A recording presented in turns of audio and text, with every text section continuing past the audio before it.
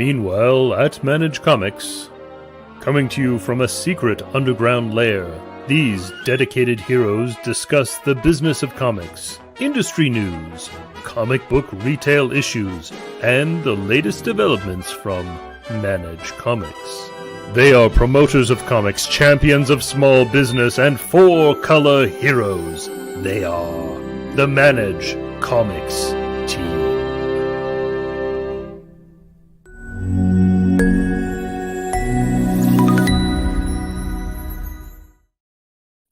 Welcome to Meanwhile at Manage Comics. It is Thursday, February 2nd, 2023.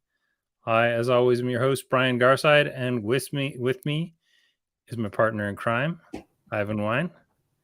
I like how that rhymes, by the way. My partner in crime, Ivan Wine. I mean, I talked to my parents about that to make sure. Good. I'm glad you did. Yeah, that really worked out. 48 years in the making, but totally worth it. All right, this week we are going to talk about tilting at Windmills, Brian Hibbs' latest column, talking about what's wrong with the periodical. And it was an interesting article because I don't often agree with Brian Hibbs' stuff, but I found myself agreeing with a lot more of it than I normally would. But why don't we jump right into a couple of things we're going to talk about. So let's start out in the data mines where you live, Ivan. This was kind of a sudden thing that happened today. We just found out that PRH now carries Kodansha and Vertical, yeah. And they use two different names for both of them. Yeah, which is great. So what we're finding out is that every single distributor uses different names for the publishers they carry, and that causes some problems for us because we're expecting certain terms so that we can normalize all the names. But what's fun is when someone like Penguin decides they're going to use two different names of their own. I mean, there's two Kodanshas and there's two Verticals that they use. They're completely different from what Diamond uses. Well, and that's why we have to normalize everything, because there's no consistency sometimes even within the distributors. And then they also will sub-imprint some things to such a degree that it's just kind of not feasible for us to have publishers displayed that way. So yeah, we kind of normalize things down a little bit, but yeah, they are not even consistent internally. Even Diamond went from, Marvel to now it's Marvel PRH. They sometimes call Scout Comics. Sometimes they just call it Scout. So yeah, it's each one of those would be an individual publisher. So we have a whole normalization routine. But yeah, we didn't know that PRH was making these two guys available. So I'm going to be reaching out to my friends at PRH, and I'll reach out to Lunar too, and just let them know, like, when you're adding people, publishers, let us know so that we can make them available for your stores. Yeah, it's happened. I can think of 4 times in the past 3 months, I think. Yeah, that I've realized all of a sudden. Oh wow! So yeah, Lunar now carries so and so and so and so. I need to go update that. Well, and sometimes the publishers just change their own name, right? What was that? The one, the Behemoth? Oh hell! Well, the Behemoth, and then there was was that one that a music label owns? Yeah. They changed their whole overall name, which meant they went into other publishers all of a sudden, which is not fun. Opus, and something else. Yeah. That was a fun rabbit hole. But the good thing about that is now I know how to fix the stuff like what happened today in a matter of minutes as opposed to a couple days. It's like vaccinations, right? You know, we give you these small little pains so that overall everything gets better. Yeah, it's great. The first time it happened, I spent 2 weeks sick, but now it's just a little prick. Exactly. Well, on that note, let's talk a word from our sponsor this week. Even though they're not really technically a sponsor, as in they're not paying us, but I am promoting them. We are going to be at the Comics Pro meeting. Well, yeah, I should say me, not Ivan. Wasn't in the budget this time to do both of us. So I'll be at the Comics Pro comic industry meeting on February 23rd to 25th, which means Ivan will be manning the fort back at the Home Fires all solo for a couple days there, bud. I Yeah, don't I'll try know. not to upload the wrong catalog this time. Gonna be, and it will be catalog time. That the Friday is Of like course. that Friday is literally the worst day of the week for us to have one of us out. So I'll try and make myself available for a bit of it. Yeah, so if you're a comic retailer, you should look into this. Definitely comicspro.org. The retailers that we speak to say that it's the best 72 hours that they spend in a year. So give it a shot. Moving right along, our industry news feature this week is Brian Hibbs's Tilting at Windmills column from The Beat. I actually reached out to Heidi and told her that we were going to be doing this and kind of deep diving on this this column. So hopefully she's in the audience listening, and if not, maybe she's listening to the repeat. Yeah. So this is not a new topic.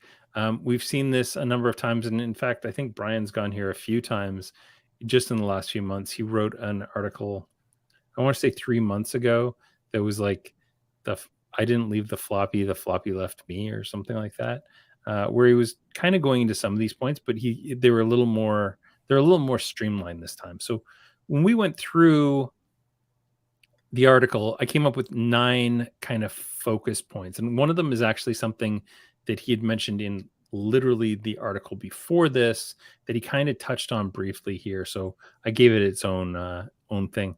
Really, there's 10 things, but we count one of them as a 4.5. So his first assertion is there's too many titles. There's too many titles and too much overproduction. Marvel currently has 67 distinct series with 229 total periodicals. What he considers a periodical is a cover. He's absolutely right. There are 229 total covers in the January previews. February, I think, has 226 from what I remember looking at. In the DC had 49 distinct series with 197 total periodicals.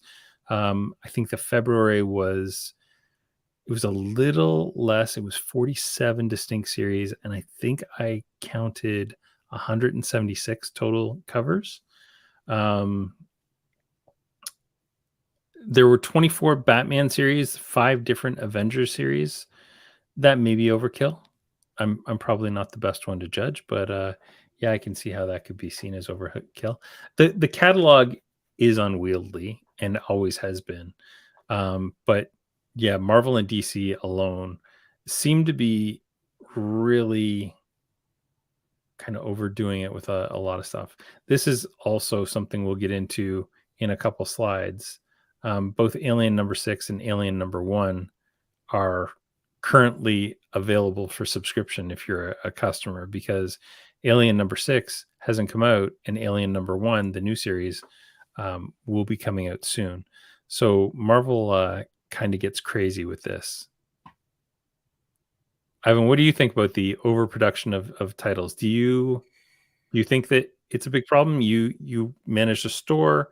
Do you think that? I mean, there's no way a shop the size that our shop was, it still is, but I'm not part of it, so could come close to ordering all of those. So, I mean, I guess it's nice in a way that people have options, but it's not very feasible. And then it kind of makes it, I think, a little bit daunting for people who are new, who want to try to get into it. It becomes a thing that's just really something that speculators have any interest in it, and it becomes a pain point for a lot of the regular customers and the shop owners to be able to try to stay on top of this, all the information and getting the covers in for people. Yeah, absolutely. Danica says, always fun to explain Marvel scheduling for customers, especially when you have a series ending and a series beginning, a couple weeks later. With our old system, we had built in a little kind of feature so that you could, as an admin, we could kind of merge titles together. So like Guardians of the Galaxy, when it ended, we could change the series code and have the new Guardians of the Galaxy, and we wouldn't overlap anything. But what ended up happening pretty quickly was like Guardians of the Galaxy would end 2 weeks before the new issue began, and that just plays havoc because like the dates were all screwed up. So yeah, it was not fun. Michael Miller says, what about the mutant titles in Marvel? 3 full shelves in my store. Mutants have always been a problem, but yeah, like, well, I think a big one is Avengers currently has 5 different series running and like a bunch of different one shots. I counted like 3 different one shots that were coming out. Oh, one shots are a different tile. Hold on to that. They are, but I mean, not I'm saying there's a tile that's coming up. Hold on to that. they kind of fit into this a little bit in that distinct series with Marvel especially don't seem to, like, they end and then they'll do a one shot after it of the kind of the wrap up to that story. And that just adds to confusion because it doesn't have the same series code as the rest of the series. So how do you rack that? How do you fulfill it for subscribers? Yeah, It's like in the 90s with all the half issues and the 0 issues and everything that Image did. Say, well, where does this go in the Gen 13 pile? The big one that I remember, like from my time as a retailer, was it was the same month that, well, actually one that's just a couple of years ago is the X-Men Red Planet one shot, I think, which was written by Hickman, and like that was part of that X-Men run, but it had its own series code, so it was technically not. So yeah, it's it says my A and B shelf is packed and it always looks awful. Too many Avengers, too much Batman. Too much Amazing Spider-Man too. That would also be on your A shelf. Yeah, totally agree. So the second point was overproduction of variant covers. There's 3.5 variant covers for every Marvel book. DC is at nearly 4 variant covers per book, according to Brian. And then you get like Boom and IDW. Well, not IDW so much, but Boom and Dynamite with, going all the way to the letter P, looping back around on the alphabet to AA and AB covers. So much so that both Boom and Dynamite do an entirely different thing with the last 5 digits of a UPC code than anybody else does. But this was from the February 23 DC catalog. This is actually one of the little charts at the end of the catalog. So they have like little icons that go next to all the titles to show you how many variant covers. So items with 1 variant cover, 2, 3, 4, 5, and 8 variant covers this month. So items with just one variant cover, that means they have an A cover and a B cover. There were 4 of those. A, B, and C, there were 14 of those. A, B, C, sorry, A, B, C. So A, B, C, D covers, there were 6. A, B, C, D, E covers, there were 7. A, B, C, D, E, F covers, there were 8. And I'm going to have to use my fingers for this one. A, B, C, D, E, F, G, H covers, there's 1, and that's Superman. But when you're getting down to like the 5 covers, we're talking things like Flash 798 and Wonder Woman, 797, I think it is, and Wonder Woman 798. And they have 5 covers. Now, I know Flash is sold out for the 1 Minute War, the first couple, things in that. But I can't believe that Flash can support 5 covers at scale. So in the middle of a series. Yeah, right. If it's a big thing, if it's a new writer storyline, whatever, I can see coming out with a bunch of different covers. But yeah. So yeah, the only books in the catalog that didn't have variant covers were like Looney Tunes and a couple others. There were like literally, I think, 3 comics that didn't have at least 1 variant cover. Can I say having Title 2022 and Title 2023 is excellent to have on Managed Comics? Oh, thank you. Yeah, because we recently updated the series names so that they actually have the bracket of what year they came out in.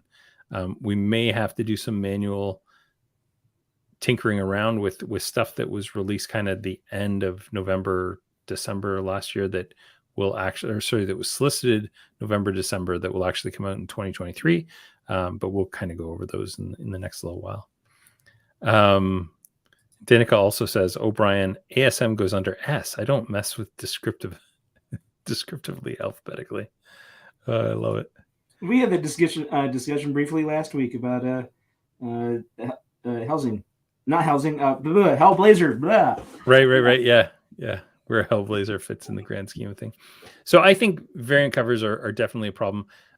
They were driven a lot during the pandemic by kind of speculator folks who are starting to wane off.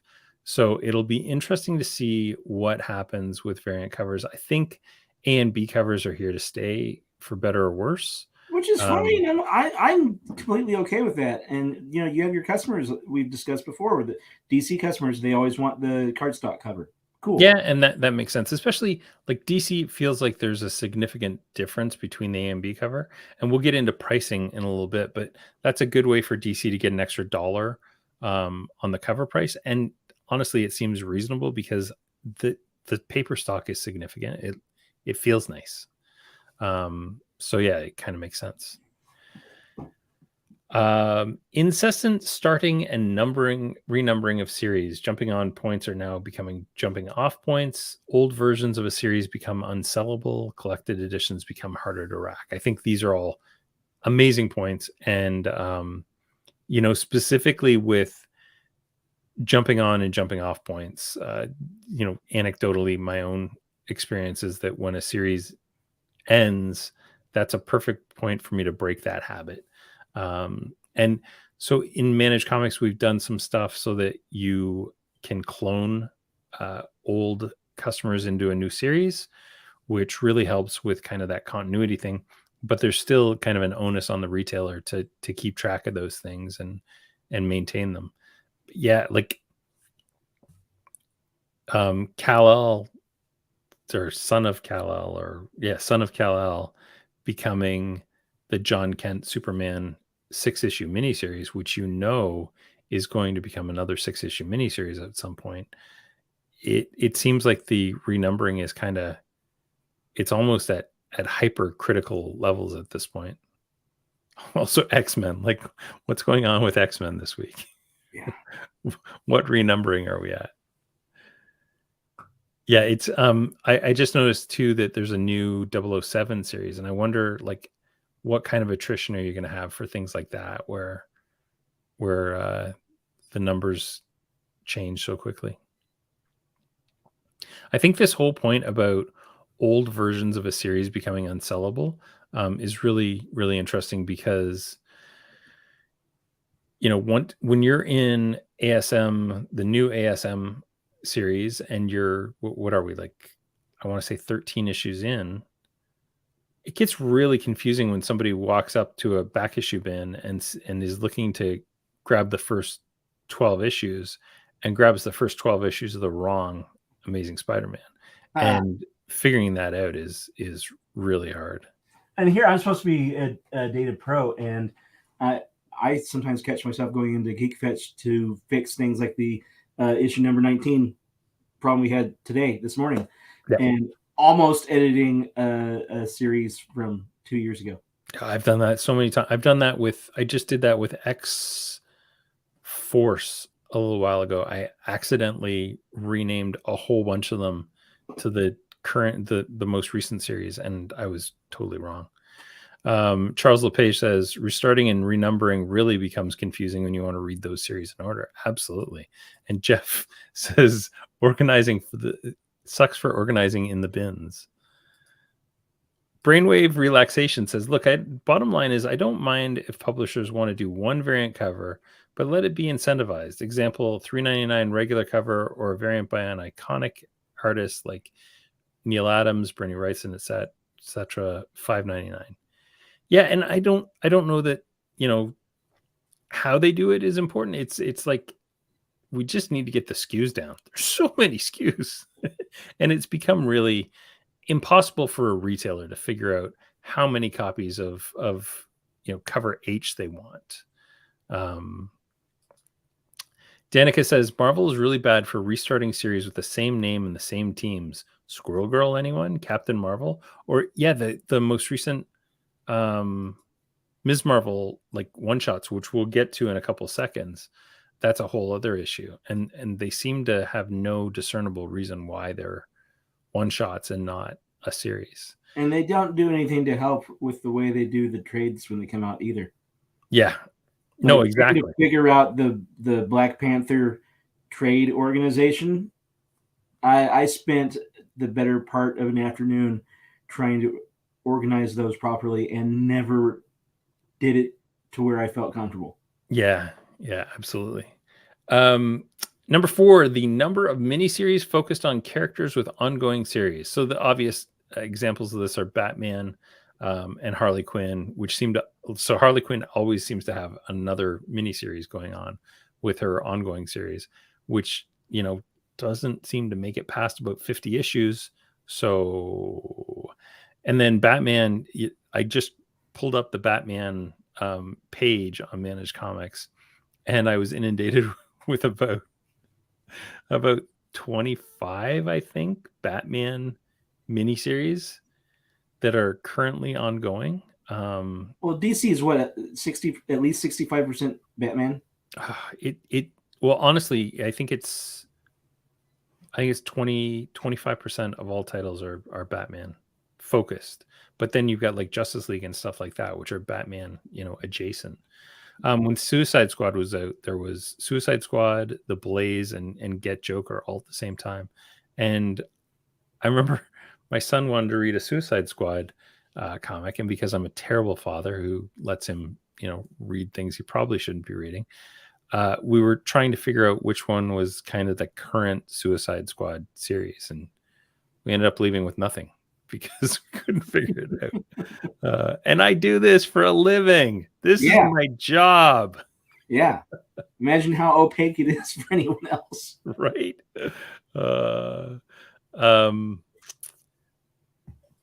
Aggressively Relaxing says, I'm as annoyed as the next person, but if Marvel asks me if I want a number 1 and 20 variants on my new Spider-Man, I'm going to say yes. And I get that too. The variants really do sell more books. And Danica says, I totally get that, Jeff. I was referencing the Deconic run a few years back.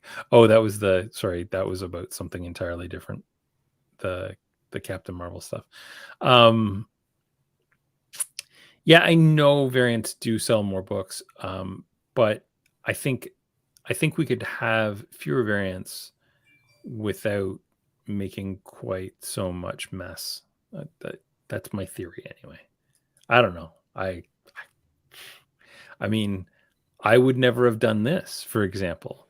Marvel publishing miniseries as a series of unconnected number ones.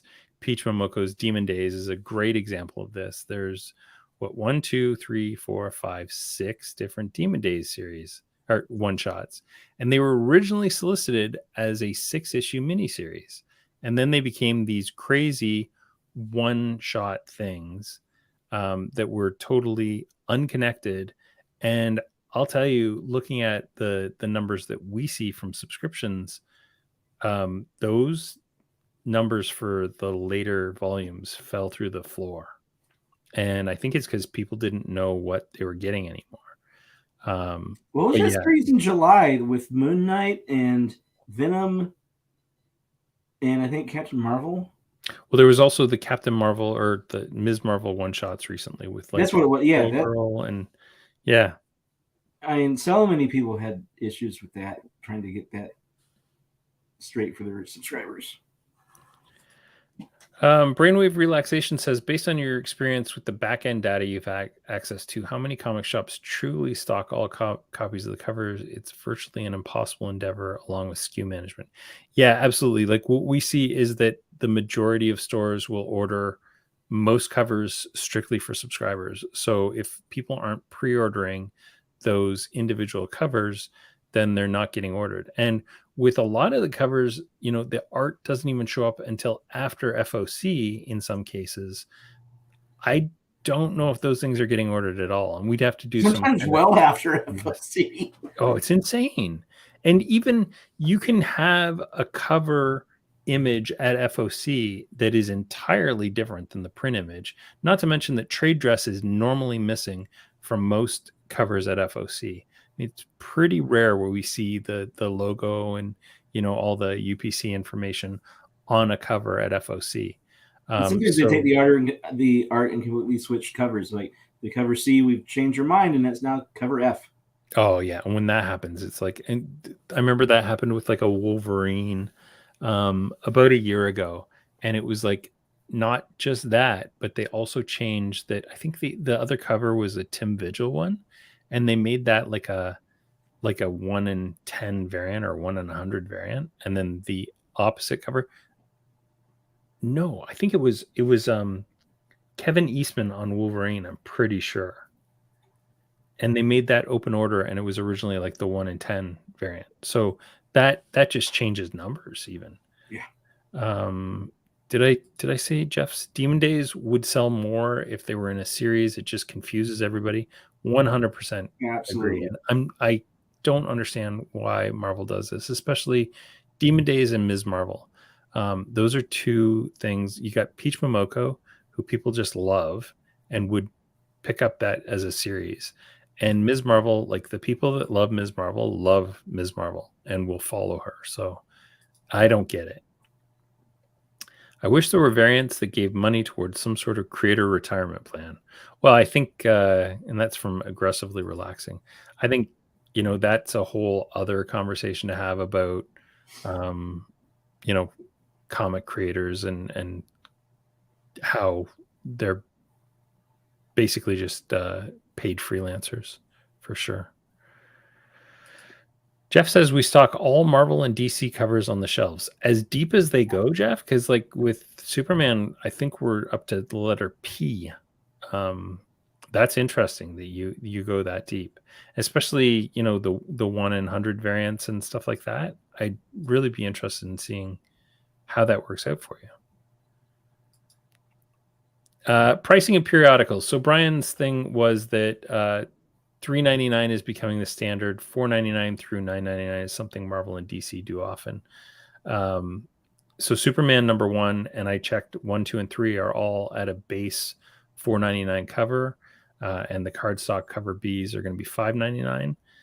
I think we're seeing $3.99 as the standard pricing. Even Saga is finally breaking the $2.99 to $3.99 barrier. The lone holdout is Spawn at $2.99 still. But I think $3.99 will be the standard by the end of the year if it's not already. I understand his complaint that increased price is harder for people to absorb, but at the same time, the price of pretty much everything has gone up recently. So if they start reducing the number of pages by 20%, like they do the amount of Wheaties you get in a box of cereal, that will be more of a problem. But I mean, the fact that they're increasing the cover price, I mean, that's what are you going to do?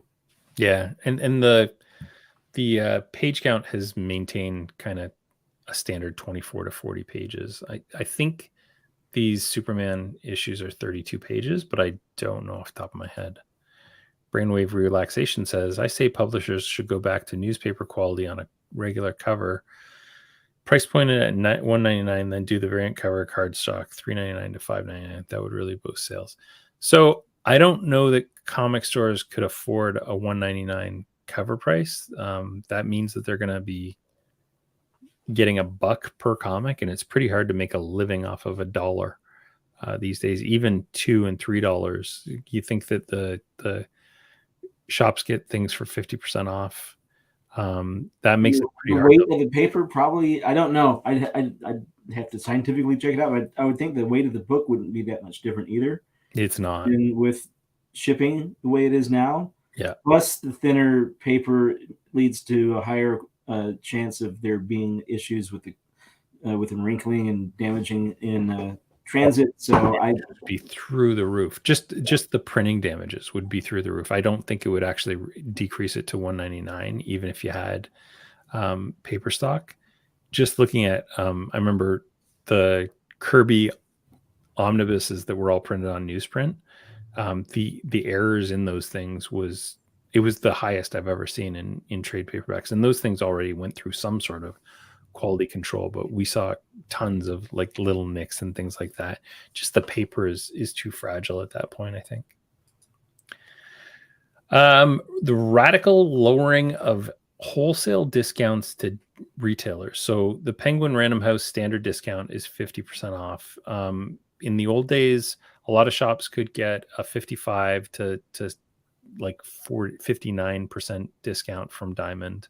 But Diamond has a real sliding scale, and it's like the big publishers were that high discount.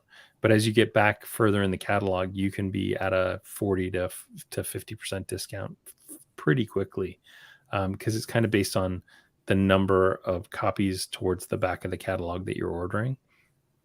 But yeah, by like the front of the catalog, it was not hard when I ran a shop to hit. We were, I think, at 57 or 58% discount, which wasn't hard. That's a lot harder now with, the majority of the products being split amongst different distributors. But when you look at PRH and you get free shipping from Penguin Random House, that's a big chunk, especially if you're not physically close to one of the warehouses. Lunar's sliding scale is based off of 6 months sales. And then they kind of redo their discounting tiers every 6 months. So it can be a while before your Lunar discount changes, but their discount, I think, goes up to 55%. Diamond with PRH, I believe, is at 44% if you're still ordering your Diamond stuff through, or your Marvel stuff through Diamond, and IDW as well. So yeah, those are definitely things to consider. Plus you're paying shipping on your Diamond orders.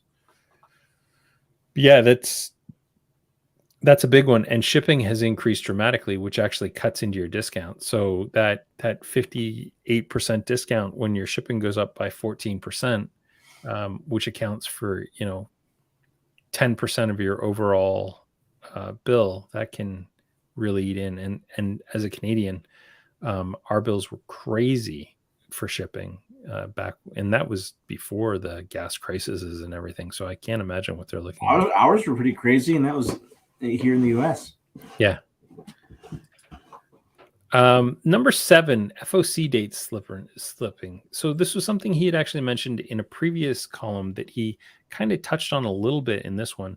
FOC dates have slipped to 4 weeks from Marvel and can be as much as 9 weeks out. And what we were seeing when Amazing Spider-Man came out, number 2 had just hit shelves, and they were already FOCing issues 4, 5, and 6, which is insane. Like, you don't have sales data on the second issue, which is going to have significantly higher sales than a fourth issue, and you're supposed to make guesses on these non-returnable products. I think that's something that really needs to get honed back in. The ideal would be 3 weeks, so that you've got at least 1 week of full sales data of the previous issue. But yeah, since the whole supply chain shortage and everything, we've really seen this slip back quite a bit. FOCs, were they a big thing for you? As far as ordering? Yeah, like honing in on your orders and making sure your numbers were right. Well, I mean, especially with the new series. Yeah. Because there were a few where you had no idea that they were going to be big, and they turned out like I remember one of the last ones before I left that shop was the Nice House on the Lake. Yeah. And I thought it sounded cool. Sure, I'll take a chance. There's so many that I had so much leeway in what I could order for the shelf versus subscribers saying, you know what? Yeah, I'll order several more than I normally would. But then the second issue, it comes around to ordering that. It's like, well, how many do I order? Because you have this thing where the book comes out, it takes people a while to talk to their friends and find out it's cool. And then the second one doesn't necessarily sell that well. And then it's by the third one, is like, is it taking off? Is it going to be big, or is it going to drop out? So because of that 3-week gap between each one, yeah, it's a difficult game, especially when they shift dates. Yeah, yeah, for sure. Well, and like Action Comics, I think it will be an interesting thing because 1051 sold crazy, really, really well, to the point where they've got a second printing going, and they overprinted that, I think. So yeah, it'll be interesting to see, what happens with 1052 and beyond. This one, I don't.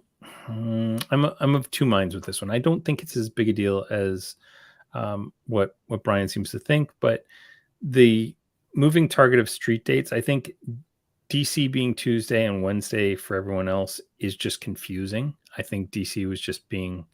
Our shop didn't do it.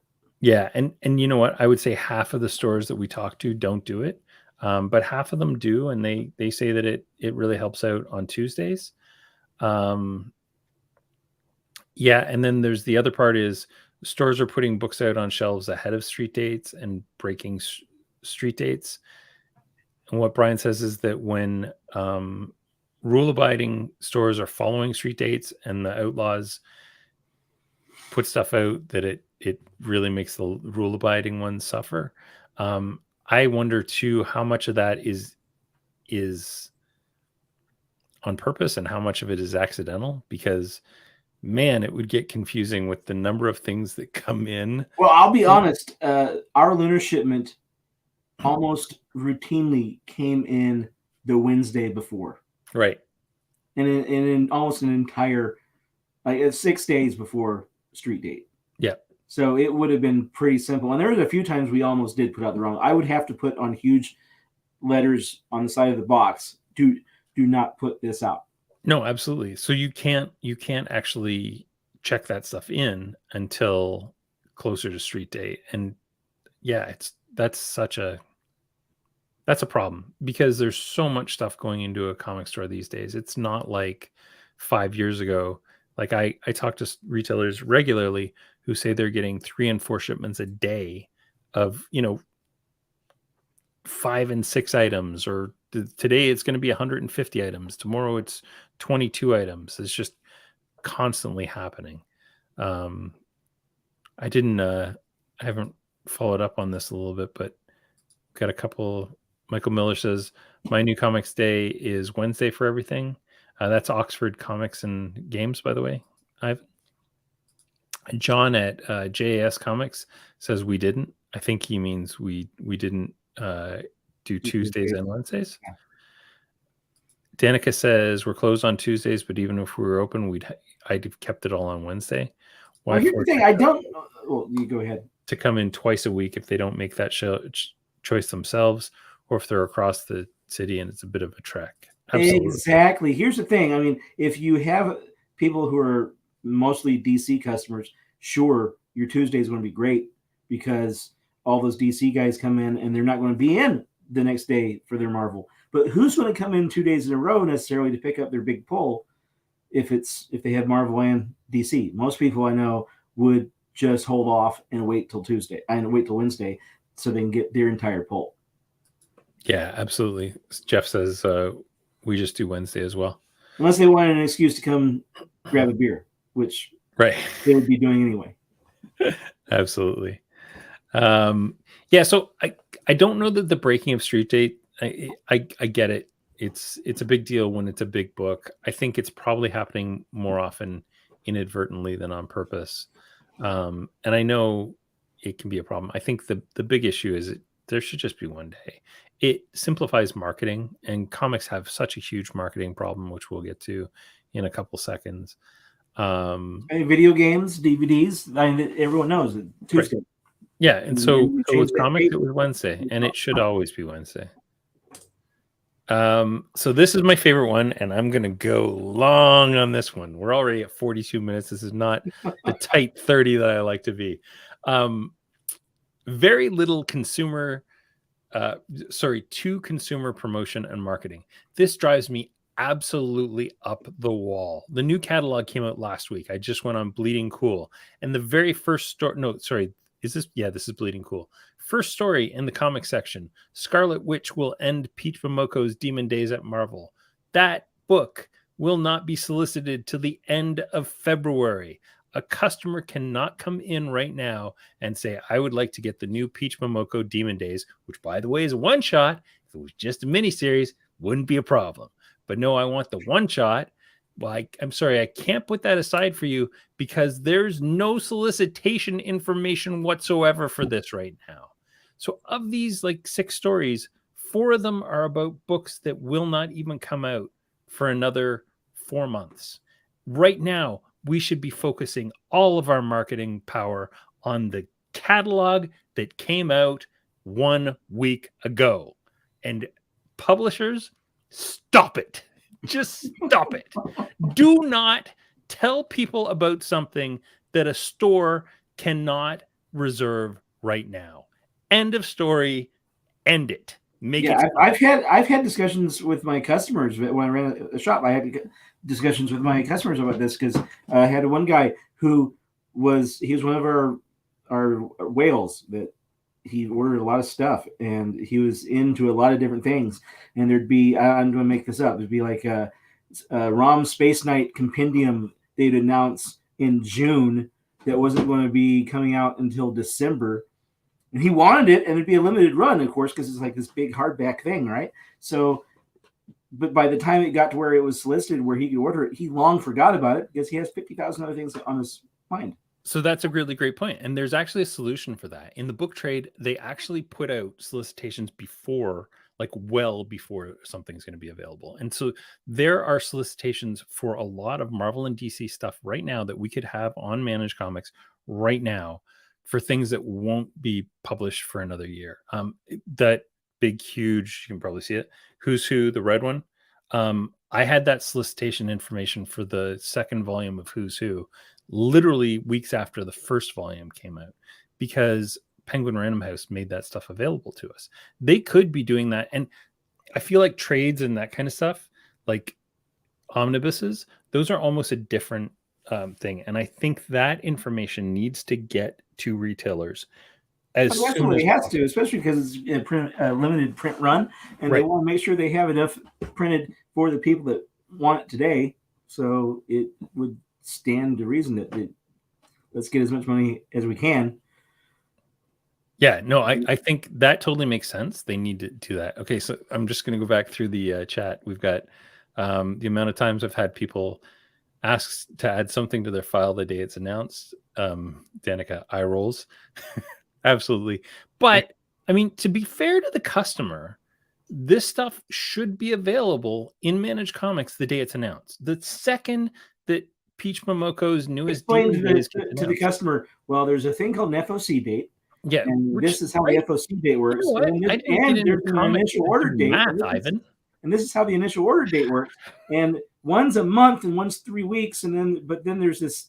Yeah, I mean, I had it down to a pattern, like a pro magician, or blah blah blah blah blah. And then the Fortnite Batman books came out. Oh, I know, and right? Everything just went into the.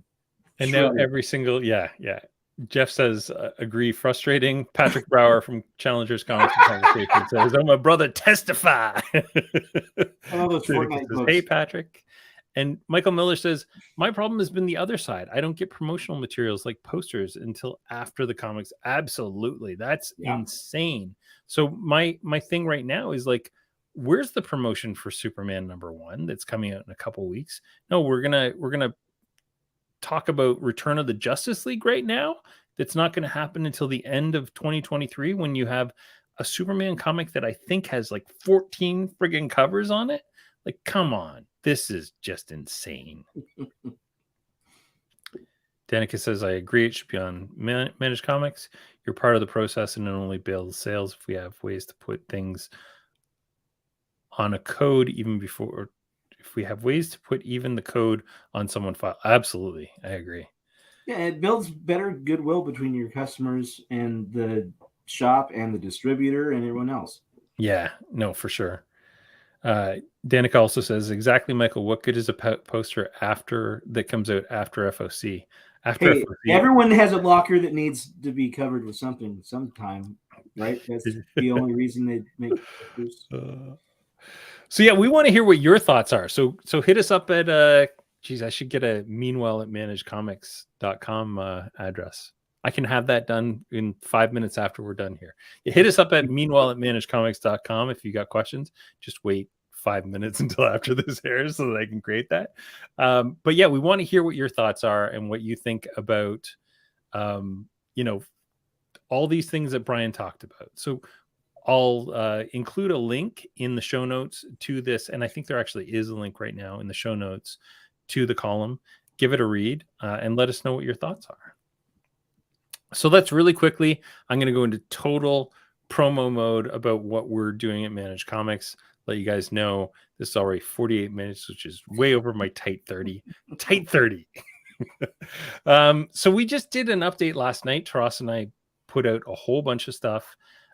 We now have a universal distribution check-in, which I'm having a conversation with Alessandro from Universal this week, and I'm hoping that they'll have their universal files ready for you guys to use, but we actually have all the work done on our end to make them available. So as soon as they're available for you to upload, Canadian folks that are using universal distribution, you'll have a super easy check-in from now on. There was a really weird bug with active subscriber counts and the discounts that were shown on the all customers page.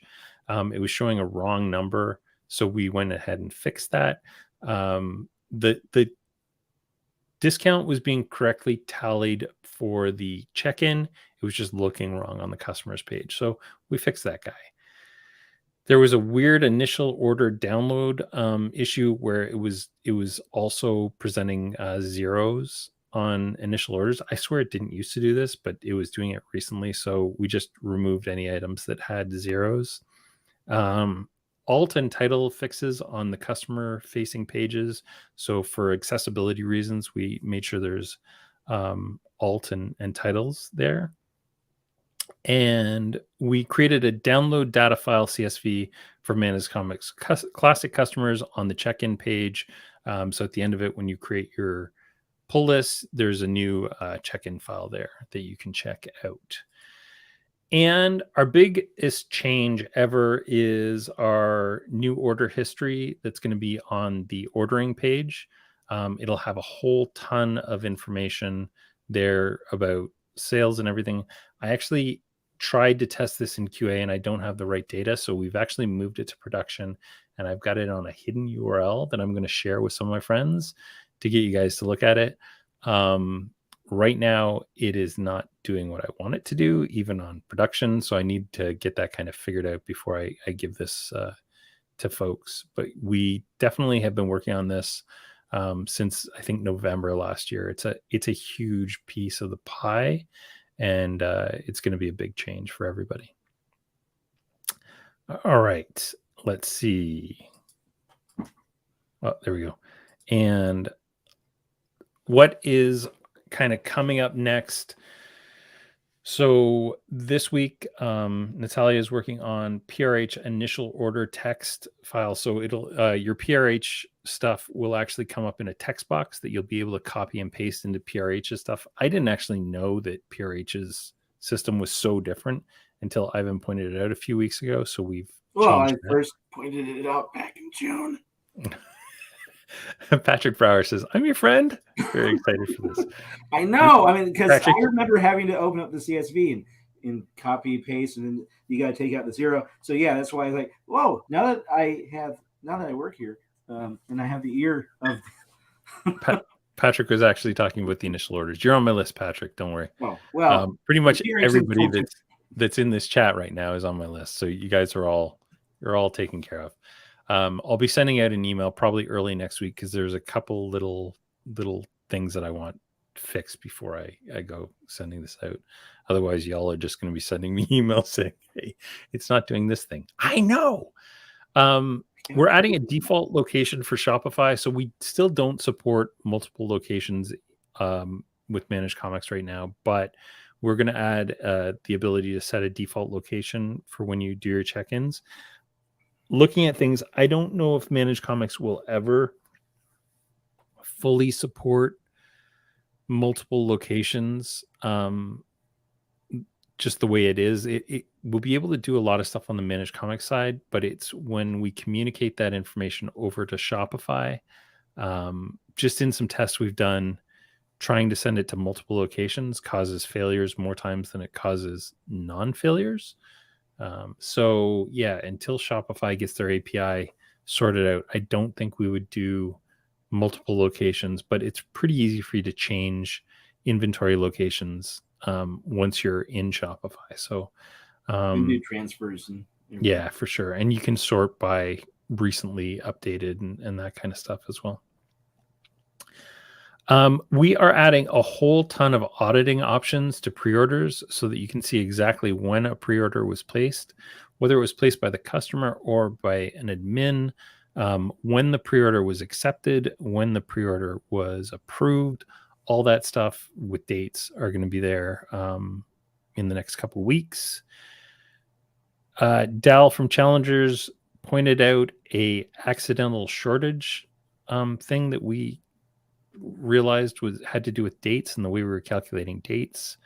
So we've got a fix for that. It's super complicated, so it's going to take a little bit longer than I had hoped. But yeah, Tross and I literally spent 2 hours on the phone last night walking through all the different ways that the date needs to be calculated. I think it also led to us realizing that we're going to create a kind of a screen after the pulls for shortages and say, okay, you've got these shortages. What do you want to do with them? Do you want to completely not ever give that person that thing? Do you want to give it to Bob Jones and Sammy Hagar, but not, whomever? I think that'll be something we'll do in a few weeks.